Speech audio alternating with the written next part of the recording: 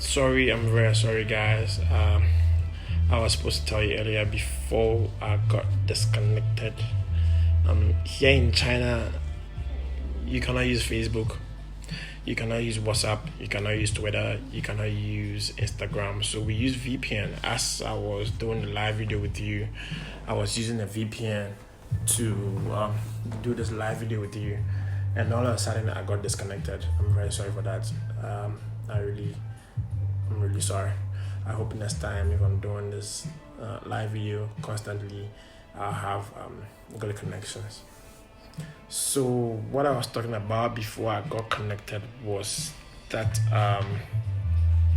here in China, if you want to do business, you need to think about the markets. We have the Shanghai market that sells chemicals. We have the Shenzhen market that sells electronics. We have a place called Jiangsu Province, Wuxi, Changzhou. They all sell machinery. So sometimes foreigners are deceived to think that they can get everything in Guangzhou. Guangzhou is a place that a lot of foreigners go and buy goods. But then Guangzhou, they don't have no factories in Guangzhou. If anybody tell you he has a factory in Guangzhou, you should tell him you don't believe him, because Guangzhou is like a showroom. It's a showroom. They produce all the things you see in Guangzhou outside Guangzhou. Example, electronics is produced in Shenzhen. So when they produce this electronics like phones, laptops, and everything in Shenzhen, they bring it to Guangzhou to sell. But you, the foreigner, will not know. You, the foreigner, thinks the electronics was produced in Guangzhou, which is not so. It was produced in the factories in Shenzhen and was shipped to Guangzhou, because Guangzhou is a place a lot of foreigners come to buy products. So you, the foreigner, might think the electronics were produced in Guangzhou. What I'm trying to expose to you is that I want you to get grips of how things operate here in this country. So when you come, you wouldn't be going to showrooms to buy, you'd be going to factories to buy. You wouldn't be going to retailers to buy, you'd be going to manufacturers to buy. Because if you get to the manufacturers and you buy from them, you cut off the middleman and you can make a profit.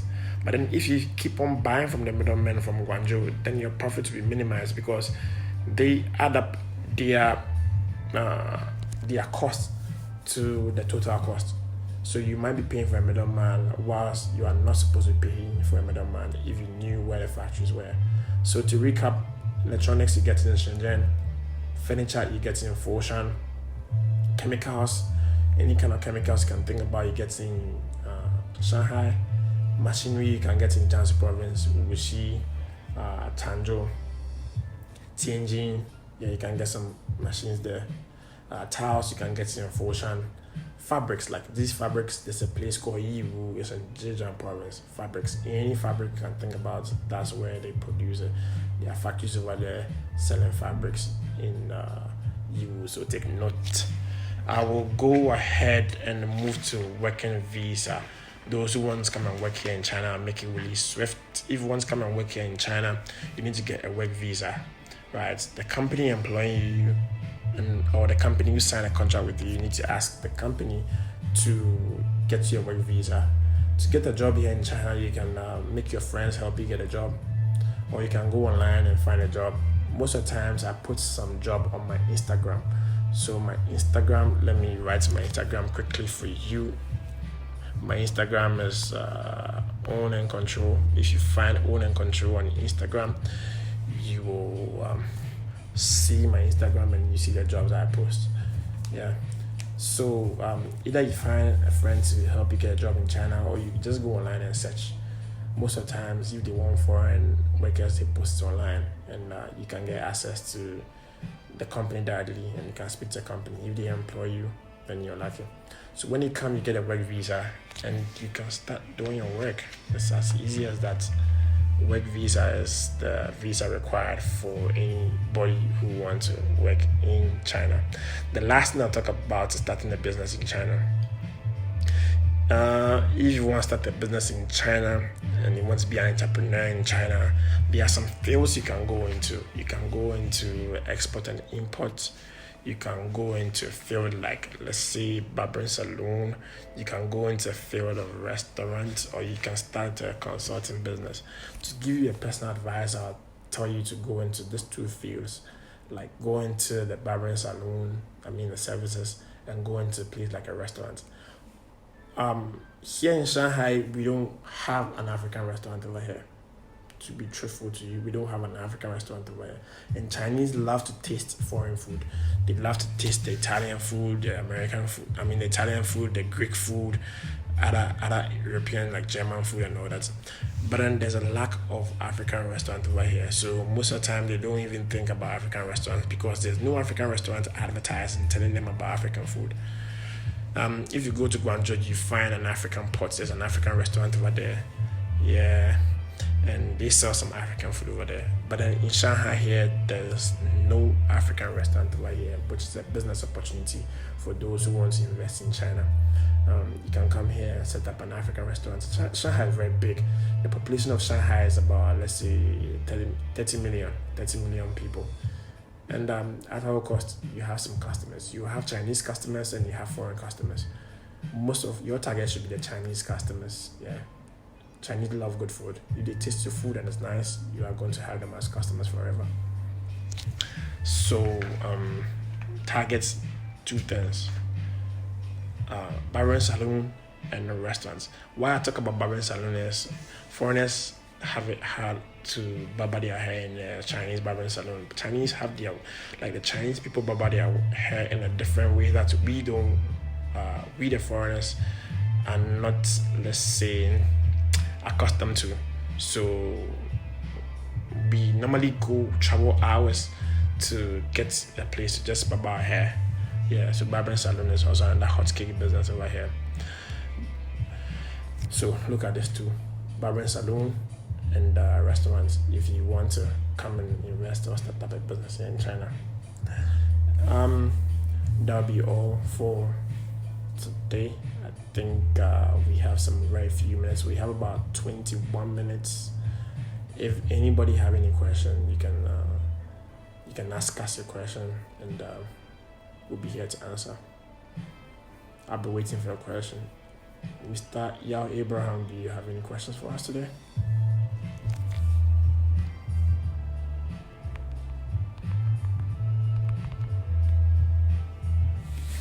Yeah. So if nobody, I'm still waiting for the questions, but then let me continue to say some things. Now I will go ahead to the visas. If you go to our Facebook, if you go to our YouTube, we have a ton of resources that you can check out if you want to apply for a visa. There are so many categories of visas that you need to know the visa that you want. Example, if you want to work in China, you are supposed to apply for the work visa, that's a Z visa. If you want to study in China, you are supposed to apply for the X visa. Yes, thank you, Mr. Yao Abraham. If you want to visit China, right? Mr. Abraham asked a question. What about I'm coming to visit? Yes. If you want to visit China, there are two ways to come in. You can come in as a tourist, or you can come in by somebody inviting you. If you are coming in by a tourist, you don't need an invite. You just need to write your itinerary. As example, you in Japan, it's very easy to come in by yourself. You just write your itinerary and tell them, you want to go to Beijing to see the Beijing Wall. You want to come to Shanghai to see the Pearl Tower. You want to go to Shenzhen to see the hardware factories, or you want to go to the glass bridge to work on the glass bridge. You just write your itinerary and you apply for the L visa. Tourist visa is L visa. You just apply for the L visa. Yeah. But another way to apply for it is that somebody can also write an invitation for you saying that I, person ABC, I'm in China, I work here, and I want want to invite my friend to come into China. So my friend come and visits me and see me because we've not seen each other for a very long time. When he comes, we go to this place, we go to that place, we go to the amusement park, we'll go to the Shanghai Zoo, we'll go to the Bamboo Park, we'll go to this place and that place. And after sending this invite, use this invitation to apply for visa in your in the country in which you're living in. So if you're in Japan, you go to the Chinese embassy in Japan and you apply for visa there. And there's a high possibility that you will get the visa. Yeah. This information I just gave you about the tourist visa is also the same if you're applying from anywhere in the world. So if you're applying from Africa, you're also supposed to follow the same process. If you're applying from Jamaica, you are going to follow the same process. We have Mr. Frank Charlie Brown coming in. Welcome, Mr. Frank. We are in a question time, so you can send me your questions as I'm explaining some basic things. So I just explained to Mr. Yao about the tourist visa. I'll go ahead and talk about other visas. We have something called spousal visa. Spousal visa is for people who are married Chinese. For example, if you are married to Chinese, and if you are married Chinese and you want to invite your brother to China, if you are married Chinese and you want a visa to stay here in China, you can get a spousal visa to stay here in China for as long as you want. There's another category of visa called personal affairs visa. That's the S2 visa. This S2 visa, anybody in China living in China can invite you to come to China for some personal affairs. Example, if you have a friend in China, he can invite you on this S2 visa. Or if you want to maybe come and see your girlfriend here in China, yes, you can what do you call it? You can apply for this S2 visa. Next visa I'm going to talk to you about is the visa that is for people who study here. If you study here in China and you graduate, after graduation you can decide to stay on and work, and you can apply to Chinese Visa Application Center, and that's the Chinese immigration, and tell them that you want an entrepreneurship visa. If you have this entrepreneurship visa, to allow you to work in China legally until your time is over. Yes, so the entrepreneurship visa. And I'm still waiting for questions. I hope questions will come in. We have 5 minutes more. Jamaica, still waiting for you. Brazil, I'm waiting for you. I heard from my friends in Japan. Still waiting for our friends in Ghana to come online. New York, still waiting for you. Yeah. So life in China is good. Life in China is okay. Don't be scared. And the rules are a little bit strict. If you overstay your visa, maybe you be required to serve some jail time. Maybe you be behind bars for about 2 weeks or 1 month. So if you come here into China, make sure you don't overstay. Overstay is like, to overstay, they see it as a crime, and they would like to punish people who overstay like criminals. So if you overstay, then you be serving some 1 month jail time before you get deported. Yeah, so that's the thing. In some countries, if you overstay, maybe you wouldn't be serving no jail time. But here in China, if you overstay, yeah, you be behind bars for some time.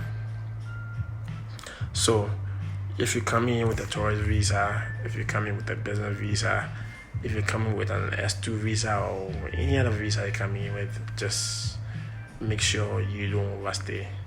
Actually, a lot of countries in the world don't really endorse people for they don't really endorse people to overstay. So just make sure you don't overstay. If you overstay here, it gives you a bad record. The next time if you are going to apply for visa and they see you overstayed, maybe they might not give you a visa. Although you've been punished earlier, if you go and apply for a visa, they will not still give you a visa. So see this, they get you behind bars for overstaying for 1 month, and after, if you want to re-enter the country, they say no, we are not going to allow you in. So this don't overstay.